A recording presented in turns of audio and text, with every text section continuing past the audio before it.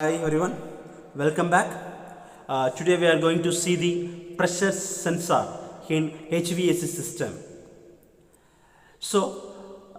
In a building automation system, it is called as BIS, which is involving the monitoring and adjusting of heating, ventilation, and air conditioning. It is nothing but HVAC. And how the HVAC system it affect, it changes, it react the changes in air pressure in the environment in a building automation system.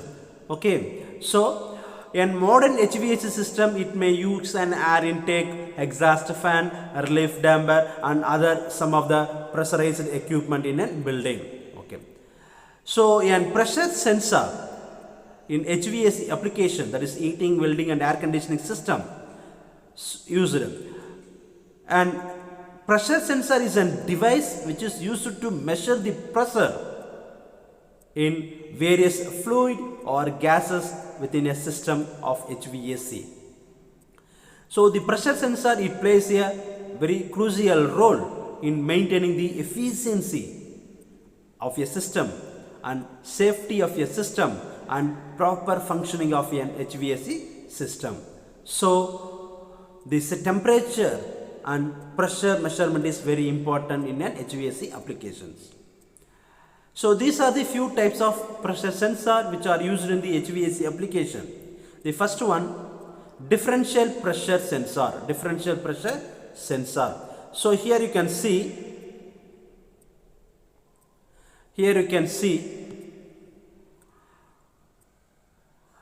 Here a boiler is there.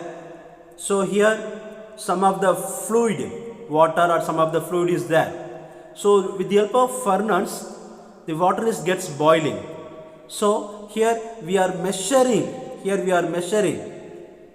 the heat in the fluid as well as in a vacuum. So we are comparing the two pressure. One is from the boiling water, another one is the vacuum in the boiler. The two pressure will be compared. So it is nothing but a differential transducer. And another example. So this is a duct. So duct, or it may be a pipeline. So in this pipeline, here I am supplying the water with a pressure of 34 psi, pounds per square inches. It is a unit of air pressure or water pressure. Okay, I am supplying the water. But so in between the pipe, I am keeping the filter. So the filter which is used to eliminate the particles, unwanted particles, dust.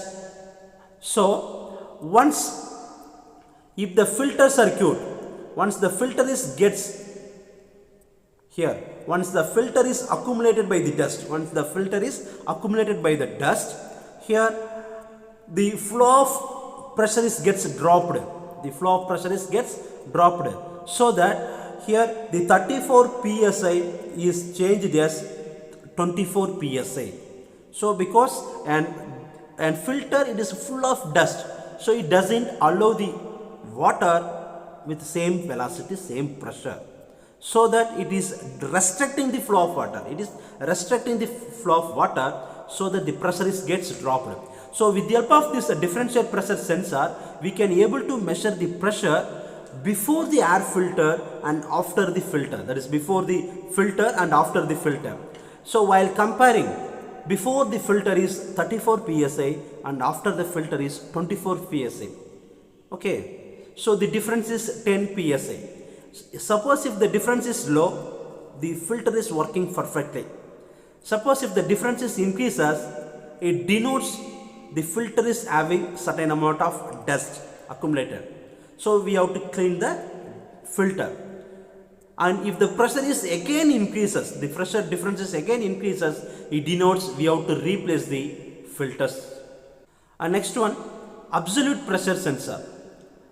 So an absolute pressure sensor, here we are taking the reference values vacuum. And with respect to vacuum, we are measuring the pressure. Here an example, if you want to measure the pressure less than atmospheric pressure, the absolute pressure sensor is very essential. Like in a refrigerator, is a closed system. Here the pressure is less than atmospheric pressure, so that we can we can measure the pressure with the help of an absolute pressure sensor. And next one, cage pressure sensor. In cage pressure sensor, we are taking the reference value as atmospheric pressure. If the atmospheric pressure is 14.7 psi, pounds per square inches, the measured values above the atmospheric pressure, it indicates as positive pressure value. If the measured pressure is less than 14.7 psi, it denotes, it indicate negative. It indicates as negative. It is below the atmospheric pressure. So we are keeping the atmospheric pressure as a constant in order to measure the value. And the applications are to measure the duct pressure, to measure the pressure in the duct, and to monitor the filter how it is working healthy, and to work on for the ventilation control, fan control, and to measure the temperature in the boilers and furnace, and also in refrigerant pressure. If the pressure changes is within a permissible level, nothing is happened. If we can identify whether the fault is occurred, it may give an alarm to the operator. If the difference is too high, it is a very emergency, it will be immediately prevent the operation, immediately shut down the system in order to avoid the damages. Okay, so that the system which is used to save the energy efficiency, and here we can able to operate it remotely with the help of IoT applications. And this is an assessment.